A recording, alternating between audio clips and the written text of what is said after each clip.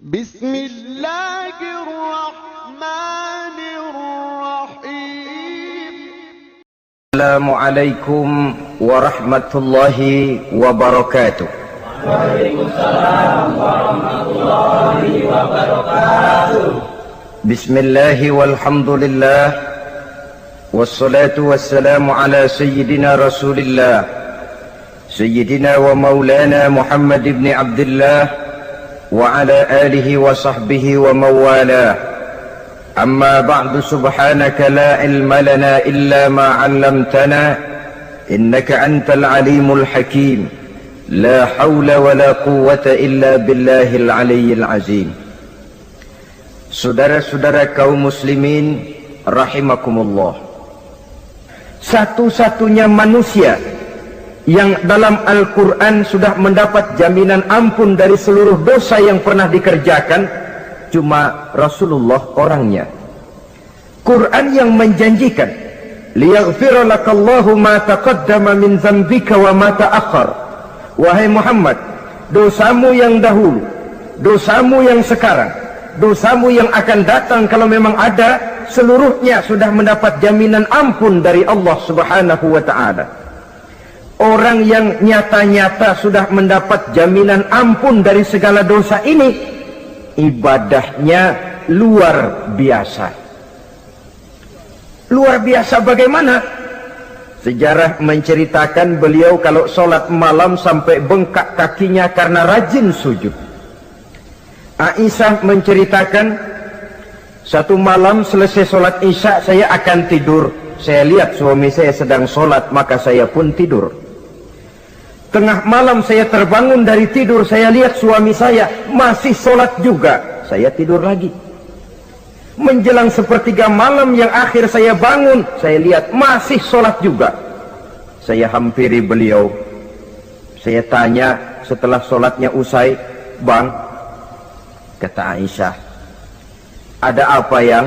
Kata baginda Rasul, sebab beliau itu, jangan senyum kalau saya katakan yang di sini, sebab beliau itu pandai sekali menyenangi hati istrinya. Panggilan kelihatannya sepele, tapi bisa menghidupkan keharmonisan dalam rumah tangga. Beliau apabila memanggil Siti Aisyah dengan kalimat Humaira, "Ya Humaira," wahai yang pipinya kemerah-merahan. Cantik sekali panggilannya untuk istrinya. Kita kadang-kadang terlalu jujur tapi nyakitin. Mentang-mentang bini hitam, kalau manggil bini hitam, sini lo. Jujur tapi nyakiti itu. Hadirin yang saya muliakan, baginda menjawab, "Ada apa ya? Abang ini kan dosanya sudah mendapat jaminan ampun dari Allah." "Iya, lalu gimana?" "Ya kalau ibadah jangan terlalu gitu-gitu benar, kenapa sih? Orang sudah dapat jaminan ampun itu kan mestinya tenang, aman. Ini malah seolah-olah beliau orang yang paling banyak mempunyai dosa. Tidak puas melaksanakan hanya sholat yang wajib ditambah dengan yang sunnah-sunnah. Tidak usah gitu-gitu bener lah bang, sudah dapat jaminan ampun ini." Terhadap usul istrinya ini, apa jawab beliau? Sederhana tapi melambangkan sikap jiwa yang luhur. Beliau menjawab, "Aisyah, afala uhibbu an akuna abdan syakura." Yang apa saya tidak senang kalau saya ini oleh Allah mendapat gelar abdan syakura, hamba yang pandai bersyukur, hamba yang tahu berterima kasih. Makin diampuni, makin banyak sujud saya, makin diampuni, makin banyak ibadah saya kepada Allah. Inilah prinsipnya. Saudara-saudara, oleh karena ibadahnya demikian rupa, Allah lalu dekat. Oleh karena Allah dekat, perjuangan beliau itu, walaupun Quraisy melakukan segala macam cara dan usaha, mengeluarkan segala daya dan dana, kemampuan dan kekuasaan, tidak pernah berhasil mematahkan, walaupun berhasil menekan perjuangan baginda Rasulullah sallallahu alaihi wasallam. Coba kalau kita buka sejarah, beliau itu kan mulai berjuang sendiri, yang dihadapi masyarakat yang keras, kasar, brutal. 14 abad yang lalu semenanjung Arabia terkenal sebagai masyarakat yang jahiliyah, di mana maksiat dan munkarat merajalela. Sembahan adalah berhala. Anak perempuan lahir dibunuh hidup-hidup. Itu zaman dulu, zaman sekarang pun tidak jauh bedanya. Malah kalau zaman dulu dikubur hidup-hidup, sekarang sebelum lahir sudah dibunuh. Yang namanya abortus itu. Kadang-kadang aneh, kita mengadakan operasi bersih, dilarang buang sampah sembarangan. Kalau sudah buang sampah saja tidak boleh sembarangan, tahu-tahu zaman sekarang ini bayi dibuang di tempat sampah. Bukan lagi kertas, bukan lagi kardus, bayi dibuang di comberan. Kan lebih sadis sebenarnya dari jahiliyah 14 abad yang lalu. Judi di zaman dulu 14 abad yang lalu merajalela, menyentuh segala lapisan masyarakat. Di zaman sekarang pun judi tidak kurang hebatnya, cuma tentu dengan bahasa yang lain. Apalagi di zaman sekarang orang pandai menghaluskan bahasa, mensamarkan istilah. Judi disebut sumbangan umpamanya, sehingga orang lalu tidak terasa bermain judi, terasanya ikut nyumbang. Itu sekedar istilah yang merangsang orang sebenarnya. Masyarakat yang semacam ini yang dihadapi oleh baginda Rasul. Diangkat jadi Rasul umur 40 tahun lalu mulai berjuang. Mula-mula secara sembunyi dakwahnya itu. Dari pintu ke pintu, dari rumah ke rumah, dari orang ke orang. Hasilnya 3 tahun gerilya berdakwah, dapat pengikut tidak lebih 11 orang. Sudah tidak digaji, tidak dapat beras, hidup pun miskin. 3 tahun dakwah dapat pengikut 11 orang. Ustadz mana zaman sekarang yang masih mau ngajar? Kalau 3 tahun buka pengajian yang ngaji cuma 11, bubar. Kiai mana yang masih mau buka pondok kalau 3 tahun buka pesantren santrinya cuma 11? Pemimpin mana yang masih mau kampanye kalau 3 tahun kampanye dapat pemilih cuma 11? Bangkrut. Tapi tidak dengan Rasul. 3 tahun berlalu, turun perintah fasda' bima tu'mar. Tidak usah berdakwah secara sembunyi, Muhammad sampaikan saja Islam secara terbuka. Mulailah beliau berdakwah secara terbuka, terang-terangan.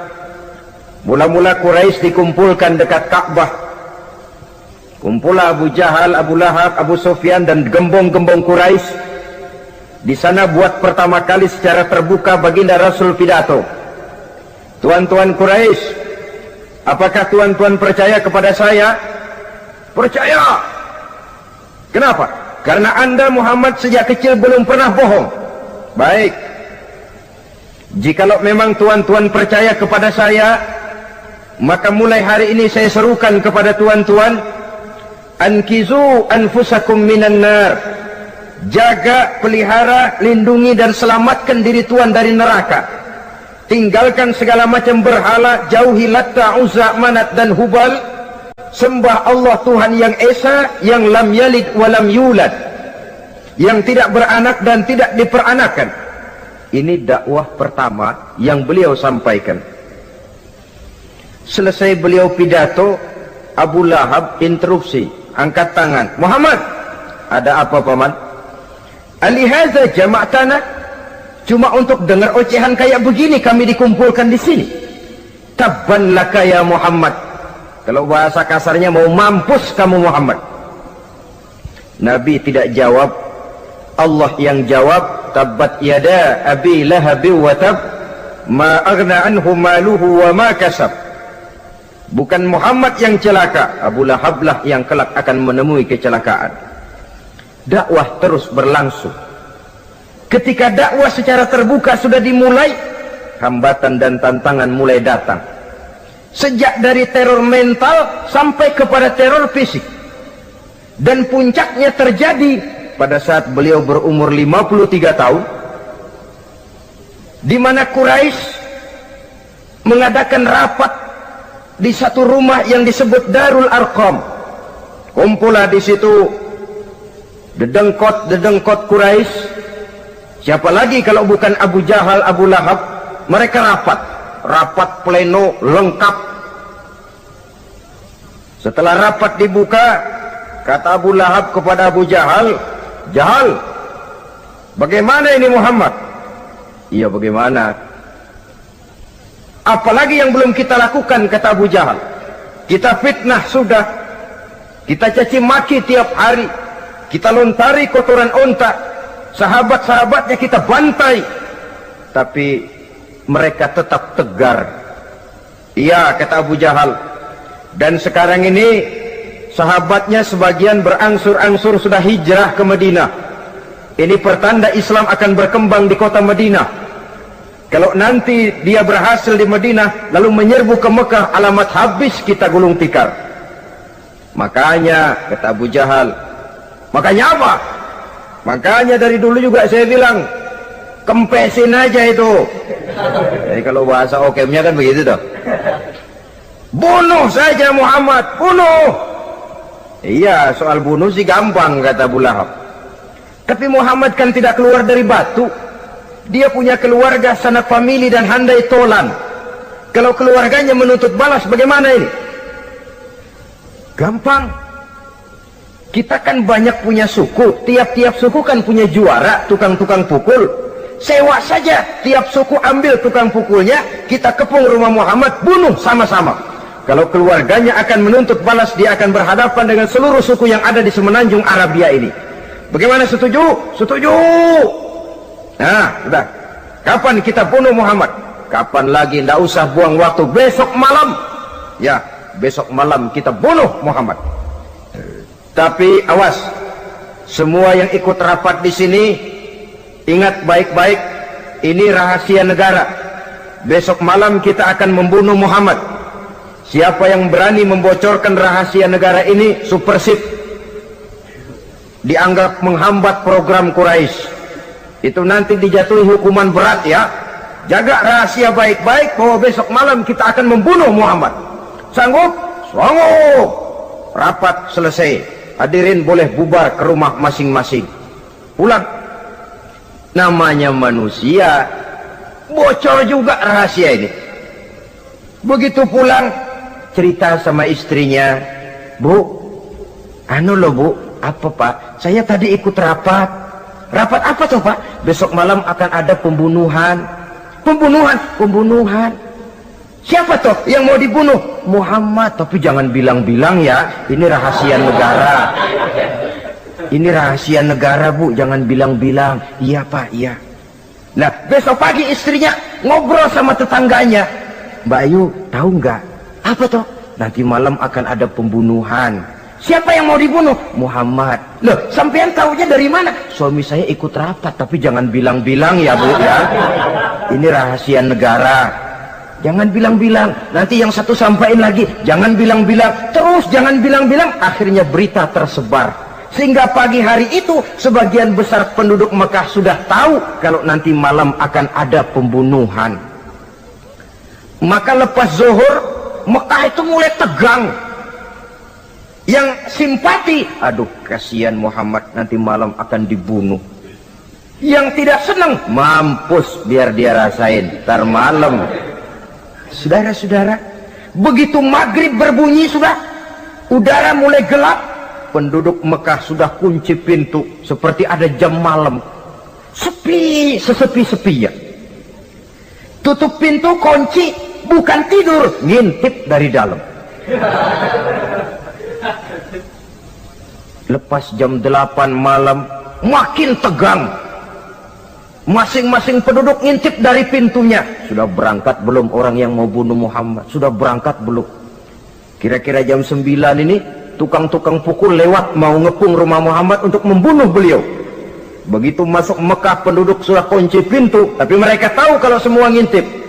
Wah, makin hebat ini yang pemuka Quraisy ini, tukang-tukang pukul ini. Jalannya dibuat gagah-gagah, barisnya dibuat hebat-hebat. Itu injekan tanahnya dalam baris dibuat kencang-kencang, brok, brok, brok, brok, kayak serdadu baris. Lewat dekat rumah penduduk pakai batuk lagi. Yang dari dalam ngintip makin cute. Wah, ini dia yang mau bunuh Muhammad ini. Sampai di rumah Nabi, dikepung rumah Nabi, di pagar betis. Malam itu di dalam rumah cuma Nabi, Abu Bakar dan Ali bin Abi Thalib. Nabi tahu rumahnya dikepung. Lewat tengah malam beliau berkata, Abu Bakar, saya ya Rasul, mari kita berangkat hijrah. Baik ya Rasul. Ali, saya ya Rasul, kamu gantikan saya ya.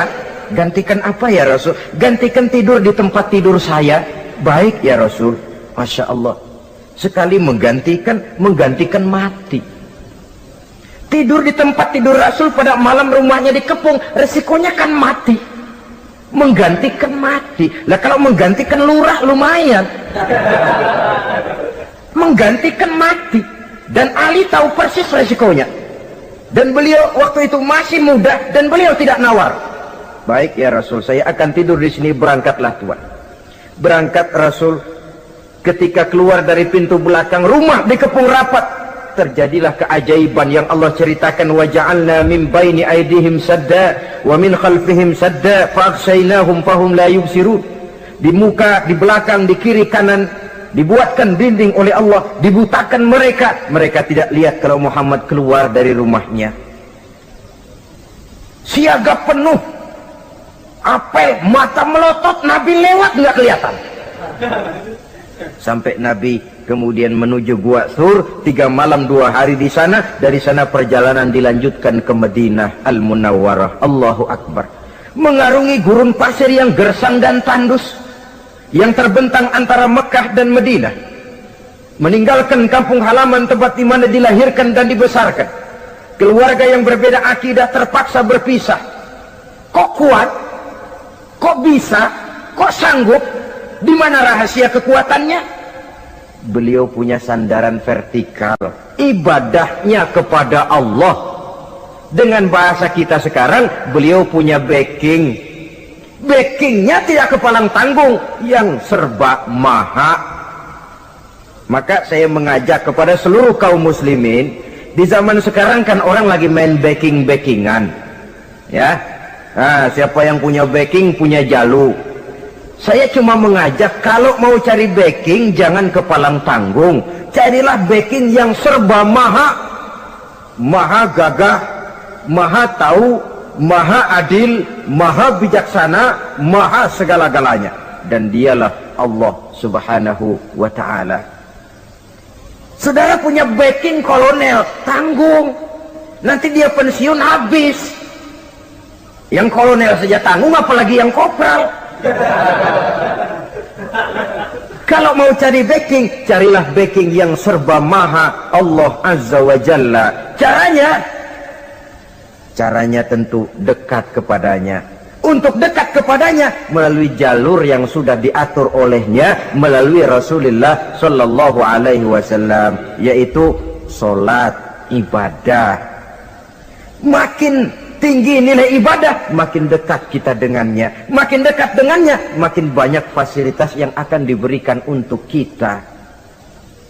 Saudara pegawai negeri ingin cepat naik golongan, itu caranya 2. Pertama, jam kantor disiplin. Jam 7 masuk, jam 3 pulang. Kalau belum jam pulang, jangan pulang. Yang kedua, tambahan, di luar jam kantor sering-sering datang ke rumah kepala bagian. Apa malam minggu, apa hari minggu, apa bawa jeruk, apa pisang Ambon, kan begitu toh. Ini nanti kan kepala bagian kan nilai, karyawan saya yang satu ini jam kantornya disiplin, tambahan dia sering datang hari minggu di luar jam kantor bawa jeruk lagi. Ini mestinya belum naik, lah gua naikin dulu ke atas. Naik, saudara-saudara. Yang saya maksud apa? Itu zuhur, asar, maghrib, isya, subuh, jam kerja resmi itu, jam kantor.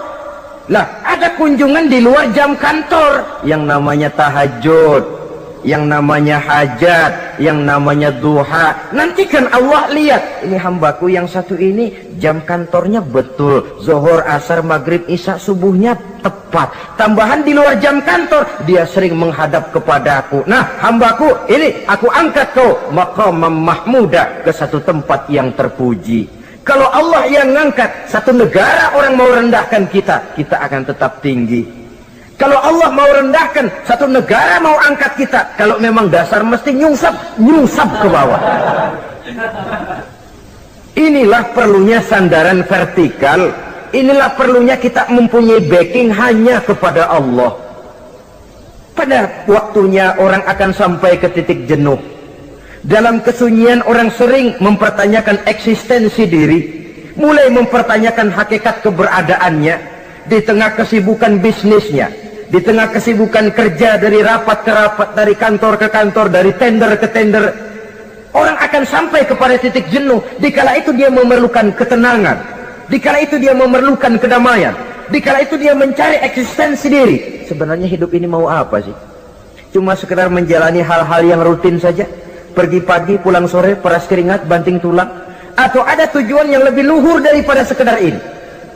Dikala itulah dia mulai mencari jalur untuk mendekatkan diri kepada Sang Pencipta.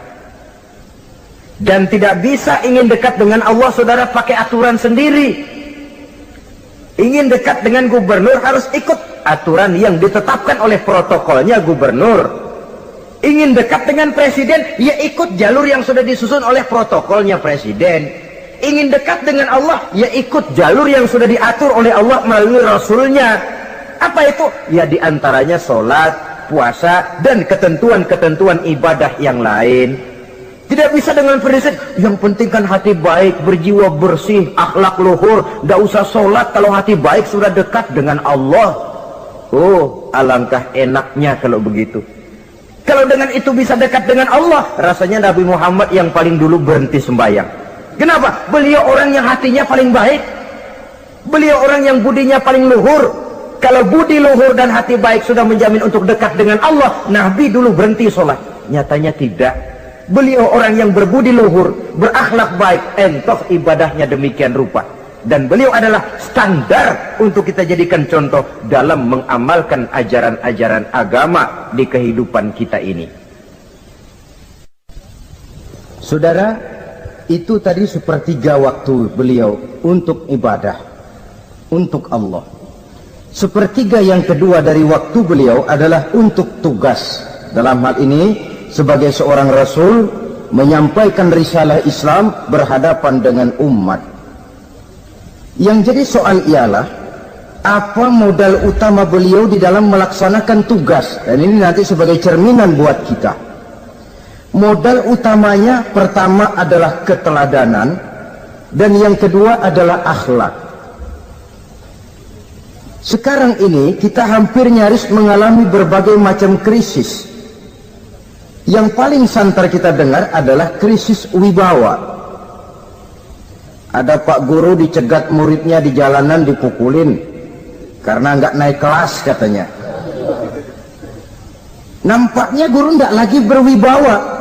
Di satu pihak mungkin karena si guru tidak bisa digugu dan ditiru, di lain pihak juga murid tidak lagi mengenal arti rasa hormat kepada pak guru. Nah, kenapa krisis wibawa timbul? Karena tidak ada keteladanan.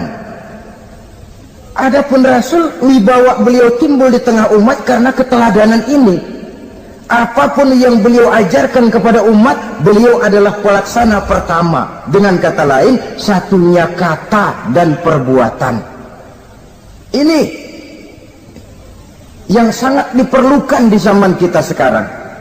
Bukan cuma sekedar simposium, muktamar, kongres, rapat besar dengan keputusan bertumpuk-tumpuk kertas di atas meja, tetapi tidak pernah terrealisir dalam kehidupan. Yang kita perlukan adalah satunya kata dan perbuatan, bahwa kalau itu yang diucapkan, itu yang diterapkan. Kalau itu yang diteorikan, itu yang dikerjakan. Keteladanan. Yang kedua, rahasia sukses beliau dalam melaksanakan tugas berhadapan dengan umat, akhlak. Beliau tidak menyampaikan Islam ini dengan kekerasan, tidak juga dengan bujuk rayu harta, tidak pula dengan menakut-nakuti orang. Belum pernah kita baca dalam sejarah beliau teriak-teriak, awas yang tidak masuk Islam dipecat jadi orang Arab. Tidak.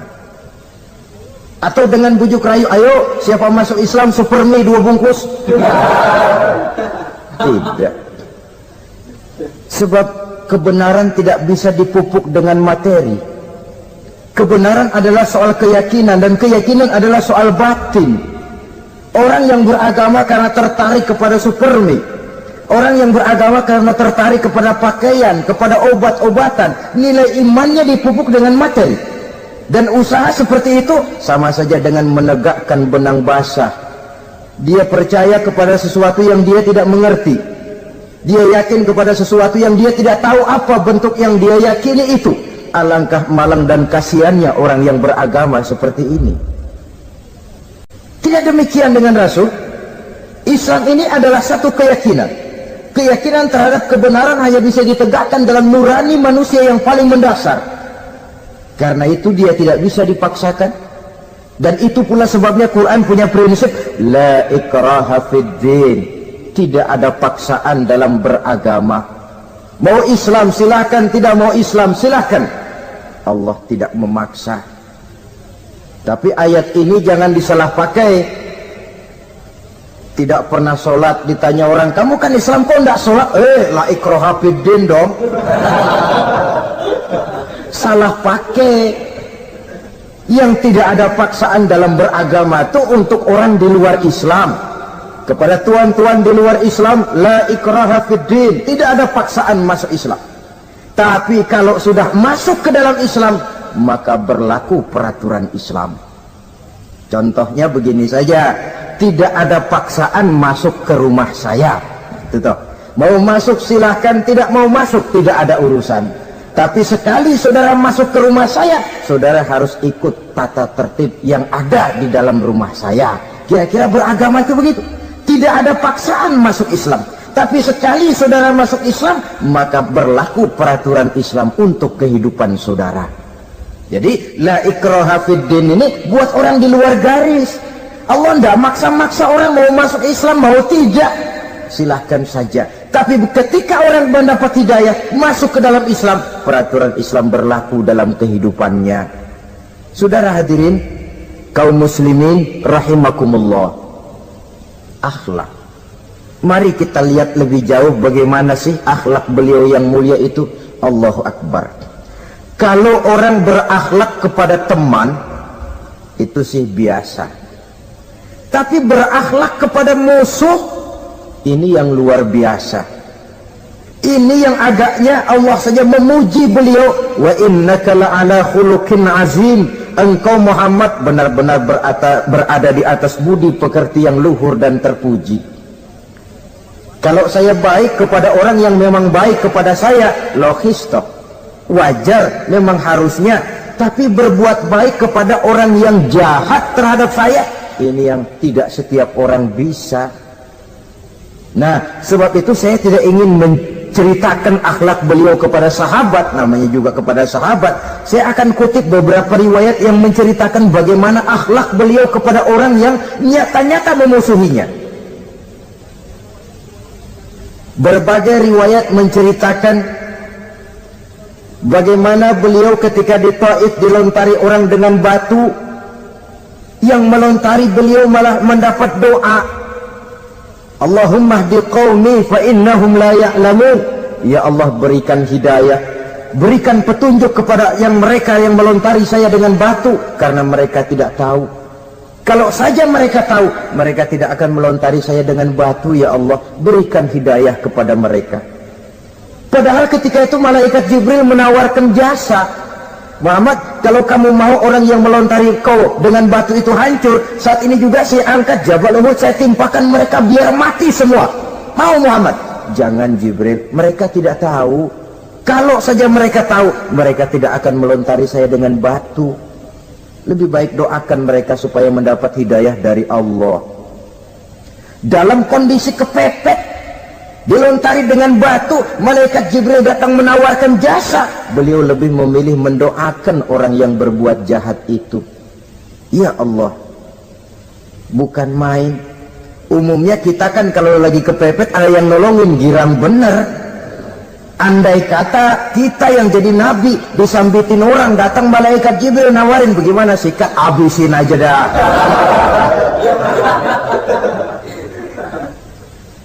Ini akhlak kepada musuh. Ketika beliau selesai sholat zuhur, istirahat rebah-rebah, tidur-tiduran di bawah pohon kurma, datang orang kafir yang bernama Daksur yang sudah lama mengintip-ngintip, mencabut dan menghunus pedang. Muhammad, kalau ini saat saya tebas batang lehermu, siapa yang akan menolong engkau? Tidak ada. Yang akan menolong saya Daksur? Iya, Allah yang akan menolong saya. Mendengar Allah, Daksur gemetar, keringat dingin bercucuran, pedang jatuh ke bawah, diambil oleh Rasul pedangnya, dibalikkan ke leher Daksur. Kalau sekarang saya yang tebas batang lehermu Daksur, siapa yang akan menolong kamu? Tidak ada ya Rasul, kecuali kalau kau mau memaafkan saya. Baik, ambillah kembali pedangmu, kau saya maafkan, dan jangan ulangi lagi perbuatan semacam ini. Lain saat beliau sedang tawaf, diikuti oleh seorang Quraisy kafir. Sambil tawaf, ini kafir Quraisy sudah bawa pisau. Dia pikir, nanti di satu sudut yang agak gelap saya tikam Muhammad dari belakang, saya bunuh dia. Jadi kafir ini pura-pura ikut tawaf. Jahatnya orang kafir itu kan begitu, tawaf ya ikut pura-pura tawaf, ada kesempatan sikat dari belakang. Putaran pertama belum ada kesempatan, putaran kedua makin tegang. Pokoknya begitu tempat agak gelap, cabut pisau, hantam saja sudah Muhammad, biar mati sekali di sini. Dan Nabi tahu, oh ini asisten pribadi malaikat Jibril masih tahu tuh. Jadi malaikat Jibril memberitahu, awas Muhammad, itu di belakangmu orang cuma pura-pura tawaf, dia bawa pisau mau bunuh kamu, hati-hati Muhammad. Roger ganti gitu.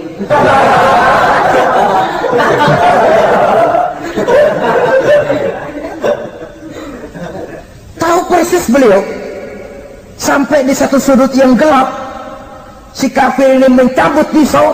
Nabi nengok ke belakang, menoleh Nabi.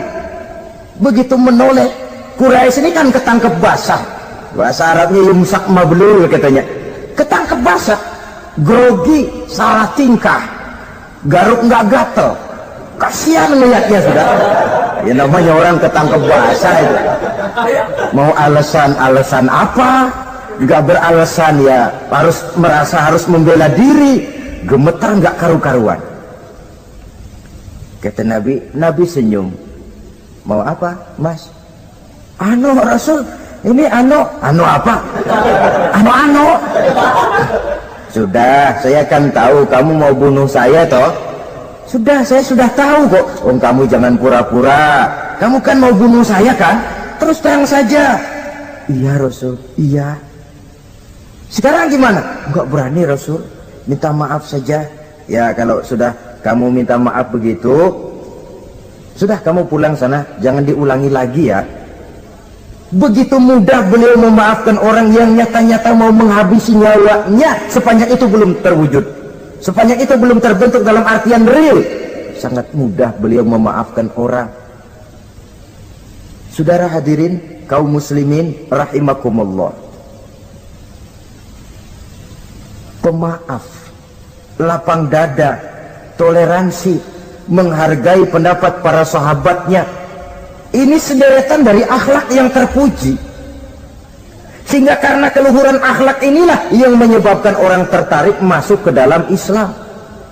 Beliau berprinsip apa? Basiru wala tunaffiru, yasiru wala tu'asiru. Gembirakan orang, jangan ditakut-takuti. Mudahkan persoalan orang, jangan dibikin sulit. Ini kan satu prinsip yang sangat baik dalam melaksanakan dakwah, dalam menyampaikan misi.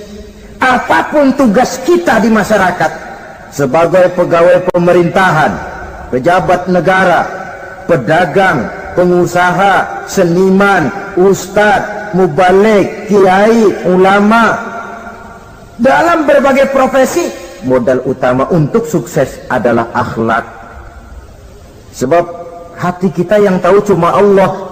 Orang lihat penampilan kita, orang lihat muka kita. Sebab itu Nabi katakan, innakum la tas'una nasa bi amwalikum walakin yas'uhum minhum bastul wajhi wa husnul khuluqi. Kamu tidak akan bisa menarik simpati orang banyak dengan hartamu, tapi bisa kau tarik simpati orang banyak dengan akhlak yang baik dan muka yang senyum, muka yang enak dilihat. Orang kadang sering bilang, dia mah biar mukanya begitu hatinya baik. Iya, soal hati kita nggak tahu. Yang kita lihat pertama muka. Bagaimana gue mau ikut dia, mukanya kayak batu kuburan. Kesan serem pertama itu kan sudah ada. Walaupun kadang-kadang hati memang baik, tapi hati itu kan urusan Allah. Yang kita lihat pertama muka. Ini barangkali nanti termasuk teori dalam psychology of salesman ya, bahwa sesuatu yang baik kalau dihidangkan dengan cara yang tidak baik, orang tidak akan tertarik. Lihat saja orang sekarang ini kan, entah makin lajunya dunia bisnis kita, masuk ke rumah-rumah kita cuma menawarkan air jahe, menawarkan sasa, menawarkan kecap bango, menawarkan barang-barang yang kelihatannya remeh. Ini kan termasuk psychology of salesman. Yang datang ya biasanya perempuan, wajahnya ya lumayan, paling kurang sedikit di atas 6 lah begitu. Lalu tutur katanya sopan, masuk ke rumah tidak sungkan, ada rasa familiar, rasa kekeluargaan, lalu datang.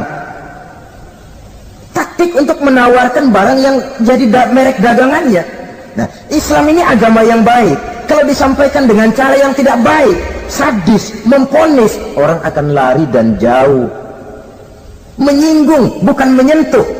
Siapapun kalau tersinggung lari, tapi kalau tersentuh dia akan mendekat. Apaan lo Islam bayang begitu? Mikirnya anak, gue sembayang diomelin, mendingan kagak sembayang sekalian ketahuan. Saudara hadirin yang saya muliakan, ini yang diberikan contoh oleh baginda Nabi. Apapun tugas kita, pedagang utamakan akhlak, petani utamakan akhlak, seniman utamakan akhlak, mubaligh utamakan akhlak, pejabat negara utamakan akhlak, pelayan dan pengabdi masyarakat utamakan akhlak. Saudara hadirin yang saya hormati, kaum muslimin yang berbahagia. Jadi untuk sukses di masyarakat, untuk sukses di tempat tugas, modal utama adalah akhlak. Dan ini yang dicantikan contoh dari Nabi kita Muhammad sallallahu alaihi wasallam. Sepertiga waktunya untuk tugas. Dalam menjalankan dan melaksanakan tugas sebagai seorang rasul, menyampaikan risalah Islam, berhadapan dengan umat, modal utamanya adalah akhlak. Demikian juga kita di masyarakat. Dan akhlak itu memang harus dibiasakan sejak kita kecil, sehingga dengan demikian nilai-nilai yang baik akan terus terbawa sampai di hari tua kita. Saudara-saudara, rasanya kehancuran satu bangsa dimanapun di dunia ini selalu dimulai dengan kehancuran akhlak daripada bangsa itu sendiri. Dan kehancuran akhlak itu bisa saja terjadi di tengah kemakmuran ekonomi, di tengah maju dan canggihnya teknologi. Kapan? Apabila pegangan orang kepada agama sudah lemah dan rapuh. Kita tengok di negara-negara di sebelah barat kita, kemajuan teknologi yang tidak diimbangi dengan kuatnya pegangan orang kepada agama telah melahirkan budaya-budaya yang merendahkan martabat manusia. Lahirlah kebudayaan hippies, lahirlah kebudayaan nudis, hidup serba bosan dengan ini dan itu karena segalanya sudah dimiliki. Rumah mentereng, jumlah kendaraan sejumlah keluarga, kapal pesiar di laut mewah, pesawat udara punya, setelah ini punya, ini ada, semua ada, titik jenuh sampai. Mau apa semua ini? Akhirnya ingin hidup apa adanya, tidur di goa-goa, tidur di kaki-kaki gunung, tidur di hutan belantara, pakaian kumel. Itu hipis-hipis yang datang kemari, yang pakaiannya kumuh, tambelan, lepis belel, padahal di kantongnya cek, travel cek, dolar. Lain hipis kita, emang benar-benar gembel.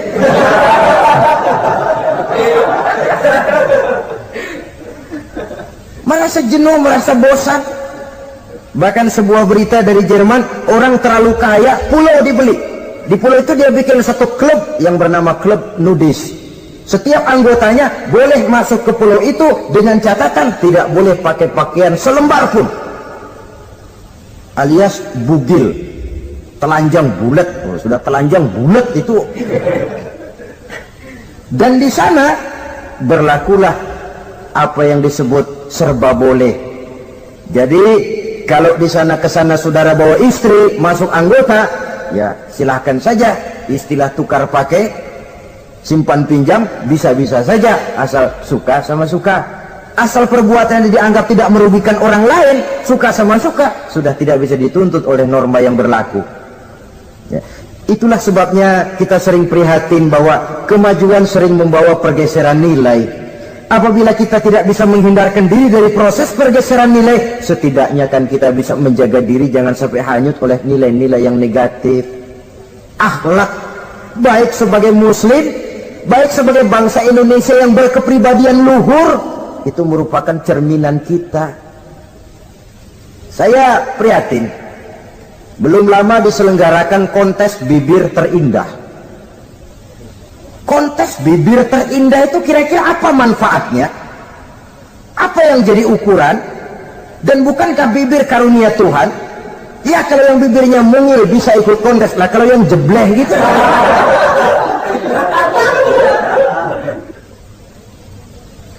Kontes bibir terindah masih hangat dibicarakan orang. Sudah muncul lagi kontes betis terindah. Nah kalau sudah bicara soal betis ini, kan yang terbayang oleh kita kira-kira ukurannya apa? Yang diukur itu apanya ya? Ya tentu betisnya itu. Nah paling celaka kalau betis-betis yang ikut itu nanti jadi milik panitia semua kan. Yang tidak usah kita mengukur dengan kacamata agama, dengan budaya kita sebagai bangsa Indonesia yang berfalsafahkan Pancasila, rasanya mendengarnya saja kok sudah tidak sah gitu loh. Tidak pas untuk ukuran kita sebagai bangsa yang berfalsafahkan Pancasila. Saudara-saudara kaum muslimin rahimakumullah, ini yang saya maksud tadi, proses pergeseran nilai. Andai kata kita tidak bisa menghindarkan diri dari hal yang semacam itu, setidaknya kita bisa menjaga diri jangan sampai hanyut ditelan proses pergeseran nilai. Dan memelihara nilai-nilai akhlak ini dari hari ke hari memang tidak semakin ringan, bahkan akan semakin berat, karena tantangan yang kita hadapi juga akan semakin berat. Inilah sepertiga yang kedua dari waktu beliau untuk melaksanakan tugas. Jadi modal utama dalam melaksanakan tugas akhlak. Di antara nilai akhlak itu prinsip Nabi tadi, gembirakan orang, jangan ditakut-takuti, mudahkan urusan orang, jangan dibikin sulit. Sehingga kalau yang memang mudah lalu dipersulit, itu sudah mencerminkan akhlak yang tidak diajarkan oleh Rasulullah sallallahu alaihi wasallam. Kemudian yang terakhir, sepertiga yang ketiga dari waktu beliau adalah untuk keluarga. Jadi tadi ada waktu untuk Allah, ibadah, ada waktu untuk tugas, dan yang ketiga ada waktu untuk keluarga. Bagaimana Rasul di tengah keluarganya? Anas bin Malik bercerita, saya 11 tahun membantu di rumah tangga Rasul. 11 tahun itu kan artinya 11 kali 360 hari kali 24 jam. Bukan waktu yang sebentar itu. Selama 11 tahun saya membantu di rumah tangga Rasul, kata Anas, belum pernah saya dengar kata-kata kasar, keras, membentak. 11 tahun saya membantu di rumah tangga beliau, belum pernah saya lihat ada piring terbang, ada bakyak melayang. Artinya apa? Cerminan dari ketentraman, keayeman, kedamaian rumah tangga beliau. Padahal rumah tangganya kecil, istrinya lebih dari satu, tapi aman, tentram, rukun. Kita kadang-kadang istri satu seminggu 7 hari, perang 6 hari. Cuma 1 hari gencatan senjata. Sudah hadirin, saudara kaum muslimin rahimakumullah, kalau beliau tidak menyenangi satu masakan, misalnya masakan istrinya, tidak mencah-mencah, cuma kelihatan dari makannya barangkali tidak begitu banyak, tapi tidak pernah mencela apapun yang dimasak istrinya. Senang ya dimakan, tidak senang ya dimakan karena menghargai lelah jerih payahnya istri. Ini kelihatannya sepele, tapi dari sini keharmonisan rumah tangga itu bisa saja timbul. Bukankah seseorang hanya bisa sukses di tempat tugas? Jadi apapun dia, kalau berangkat dari ketentraman dan ketenangan di rumah tangga. Dan tidak ada orang bisa meraih sukses kalau dia berangkat dari rumah tangga yang berantakan. Itulah sebabnya ini sangat diperhatikan oleh baginda Rasul. Dari rumah yang kecil, dari tempat tidur yang sederhana, yang sebelah itu kain kasar, sebelah dipakai untuk tidur, sebelah dipakai untuk selimut. Jadi kasur merangkap selimut. Allahu Akbar. Tapi dari rumah tangga yang semacam itu keluar ucapan baiti jannati, rumah tanggaku laksana surga bagiku. Di mana sih rahasianya? Karena rumah tangga beliau didirikan di atas ajaran agama. Agama membuat suami istri tahu hak dan tahu kewajiban. Kalau kewajiban dilaksanakan, hak diberikan, akan timbul saling pengertian. Apabila ada pengertian, akan timbul ketenangan, dan ketenangan adalah tangga utama untuk mencapai rumah tangga bahagia. Apalah artinya? Seperti banyak istilah orang, rumah bertingkat, uang banyak berlipat-lipat, kendaraan serba mengkilat, istri pun cantik memikat, kadang-kadang jumlahnya 4. Tapi tiap hari kiamat. Tidak pernah ada ketenangan dan kedamaian di rumah itu. Saudara hadirin, lebih celaka lagi sudah rumah gubuk berantem melulu.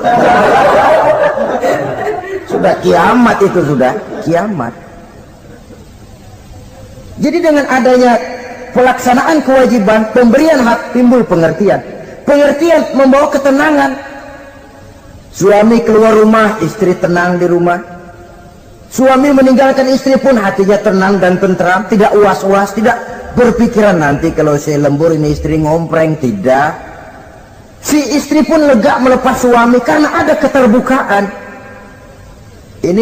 Ini kan menurut angket terakhir loh ya, yang diadakan oleh beberapa majalah di ibu kota ini, di ibu kota katanya, dari sejumlah laki-laki yang disebarkan angket, ternyata jika ada 3 laki-laki, 2 nyeleweng. Jadi angka penyelewengan itu 2/3 dari jumlah laki-laki itu menyeleweng katanya. Ya mudah-mudahan yang kumpul di sini termasuk 1/3 yang nggak nyeleweng itulah. Dan tidak semua bentuk penyelewengan itu karena alasan ekonomi, bukan pula karena alasan ketidaksetiaan istri, tapi merupakan cerminan dari sikap hidup di mana orang jauh dari nilai-nilai agama, sehingga penyelewengan itu dianggap sesuatu yang manusiawi, biasa-biasa saja, bahkan kadang-kadang ikut membentuk status sosial, melahirkan kebanggaan. Innalillahi. Orang kalau sudah bangga nyeleweng bangga, itu kiamat sudah. Sama saja, bikin dosa ketawa, waduh, itu malaikat gemes benar. Udah bikin dosa cengengesan, cengar-cengir, udah ada rasa nyesel, udah ada rasa takut, udah ada rasa bersalah, biasa gitu.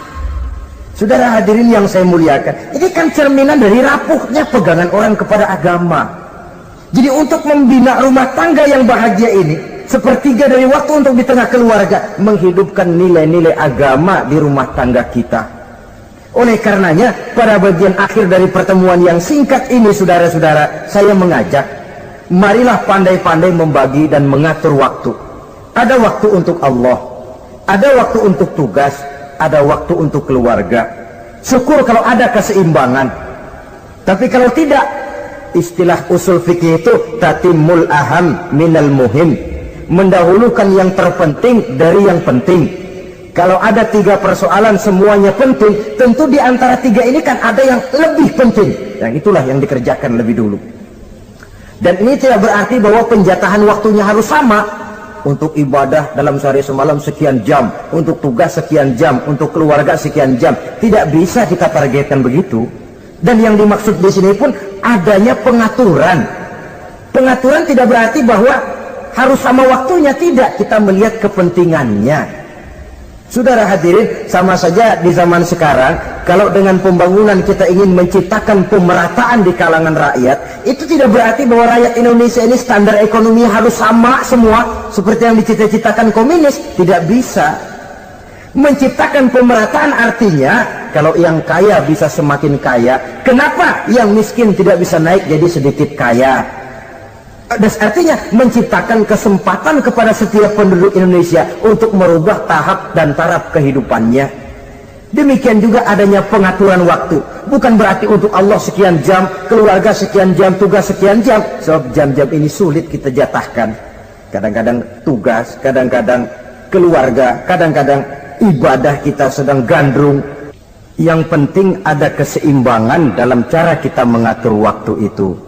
Nah, saudara-saudara, demikianlah pertemuan dan pembicaraan kita kali ini. Terima kasih atas segala perhatian.